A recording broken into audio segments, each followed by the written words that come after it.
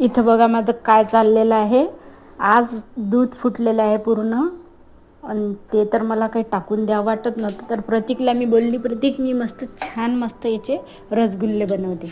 तर प्रतीक बघा किती आशेने मस्त बसलेला आहे, ओट्यावर बसलेला आहे मस्त रसगुल्ले खायसाठी. आणि त्याला शेवटी बिचारायला रसगुल्ले खायला मिळालेच नाही, कारण की त्याच्या मम्मीला काही येतच नाही ना म्हणून. तर ते बघा मी बिघडून टाकलं पूर्ण. ते त्याच्यामध्ये पाणी घेतलं अर्धा ग्लास गंजामध्ये, ते गॅसवर ठेवलं, त्याच्यामध्ये एक छोटी वाटी साखर टाकली आणि ते पाणी उकळू दिलं आणि त्याच्यात ते मलाई म्हणजे ते दूध फुटलेलं होतं ते गाळून त्याच्यामधली मलाई काढली आणि असे गोळे करून टाकले.